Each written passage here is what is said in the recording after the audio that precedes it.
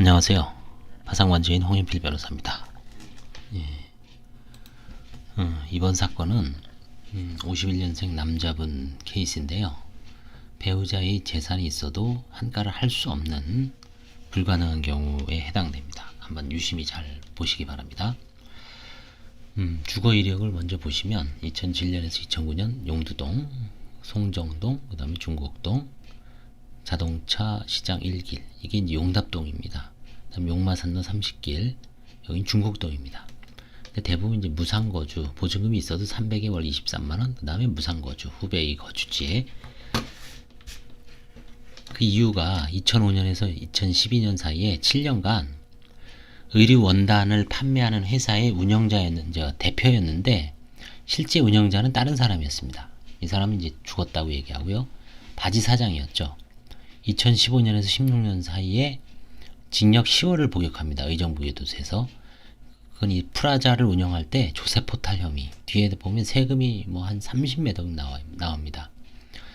사실은 파산 면책의 실익은 크진 않습니다. 조세가 일단 워낙 많아서요. 그래도 일단 뭐 면책을 받는 게 좋죠. 2017년 4월에서 7월까지 주차관리원. 그 다음에 계속 일용직입니다. 2012년에 이제 파탄이 일어났는데, 지인의 소개로 만난 누구누구의 권유로 의류 원단 업체인 땡땡 프라자의 바지 사장으로 취임하면서 회사 운영자금에 대한 지급 보증 채무를 부담하였으나, 회사 부도 후 거액의 세금 포탈죄로 무자료 거래, 징역형까지 선고받고 현재는 일용직 수임만으로 채무를 감당하 파산에 이르렀다. 이미 2014년도에 파산 면책 신청을 한번 했는데, 예납 비용이 아마 이 당시에 뭐 200만원, 300만원 한 시절입니다. 예납 비용 미납으로 기각을 당했습니다. 기각을 당하면 다시는 할 수는 있습니다. 파산 신청, 면책 신청은.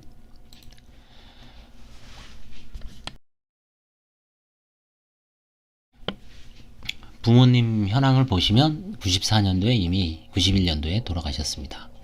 배우자가 있지만 20년째 별거 중입니다. 배우자는 식당에서 일용직으로 살고 있습니다. 자녀들은 4명인데 대부분 딸들은 다 2명은 가정주부고요. 막내들은 잘 모릅니다.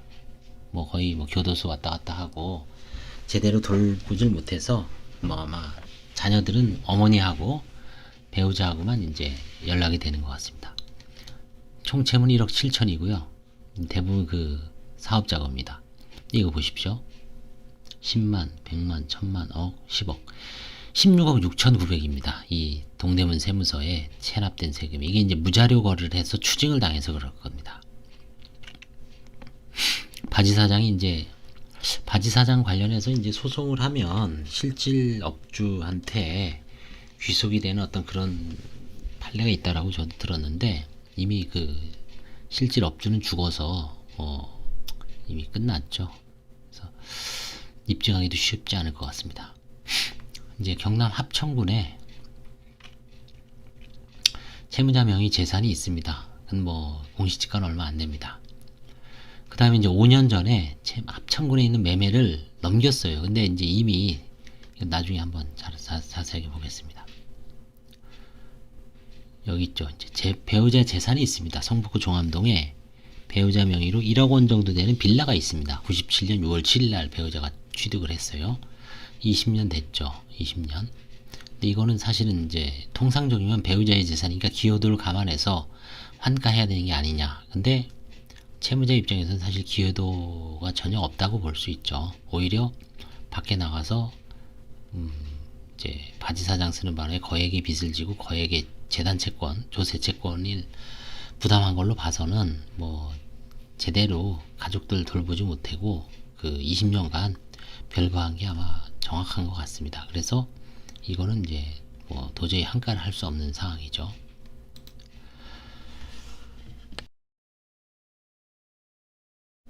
채무자는 경남 합천군에 3필지 토지를 소유하고 있고, 그중 한 필지인 합천군 이 번지는 타인에게 매각을 하였으나 선순위 국세 체납 상태에서 매도를 하였으므로 이건 무효입니다. 사실 상대적 무효죠. 국가 입장에서는 무효이기 때문에 국가가 나중에 경매를 넣으면 이 매수인은 국세에 이제 밀리죠, 순위가. 그렇지만 이제 그런 상황입니다. 이 세 필지의 토지는 국세 체납 16억 원이죠. 과다로 환가 실익이 없으므로 관제인은 환가를 포기했습니다. 배우자 명의로 97년 6월 7일 취득한 성북구 종암동의 빌라 주택이 있으나 채무자의 진술로는 20년째 별거 중이고 배우자와 자녀들이 거주하고 있다고 합니다. 그러니까 채무자는 사실상 20년간 가출한 상태인 거죠. 채무자의 채무가 2010년경 땡땡 프라자의 사업 보증 채무와 조세 포탈로 발생한 국세이므로 채무초가 훨씬 이전인 약 15년 전인 97년경 배우자 명의로 취득한 부동산은 배우자의 고유재산으로 특유재산으로 판단되고 환가는 할 수 없는 불가능한 것으로 이제 생각되었습니다. 이에 이제 파산 폐지 및 면책 절차 종료 의견입니다.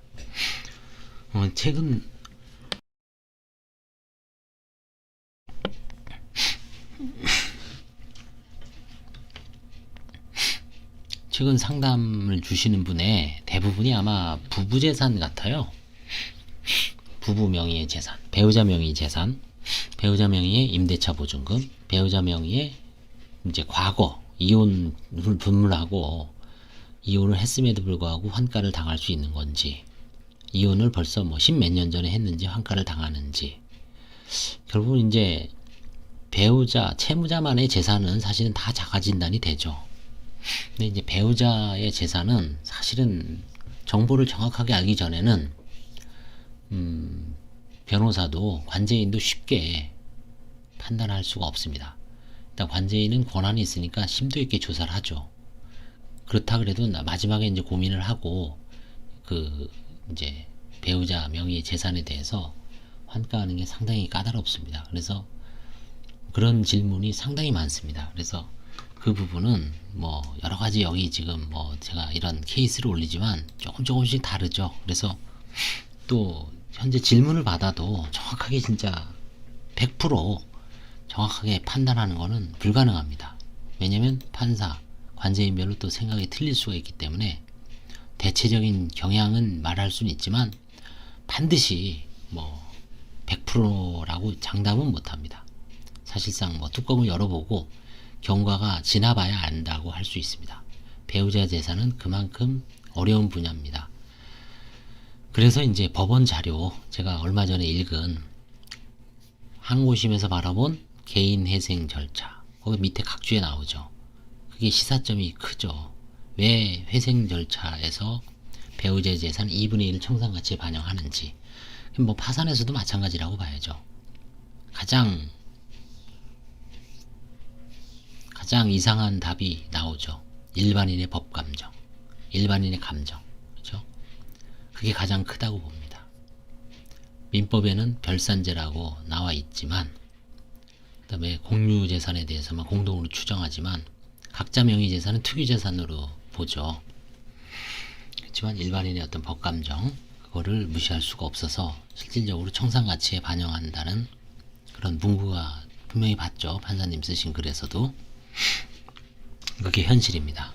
그래서 이런 배우자의 재산과 관련해서는 제가 따로 재생목록에 이제 어느 정도 차면은 이제 모아놓을 겁니다. 거기에 관한 어떤 문헌도 많습니다. 그래서 일반인들의 어떤 가장 궁금증, 파산을 주저하는 가장 큰 이유인 것 같아요. 어떻게 보면은 그냥 편하게 지금 있는 대로 사는 게 낫지, 괜히 긁어부스로 만들어서 들어갔을 때 면책도 못 받고 환가를 당하는 그런 우를 범할 수도 있기 때문에 상당히 조심스럽습니다. 예, 도움이 되셨다면 좋아요와 구독 부탁드리겠습니다. 감사합니다.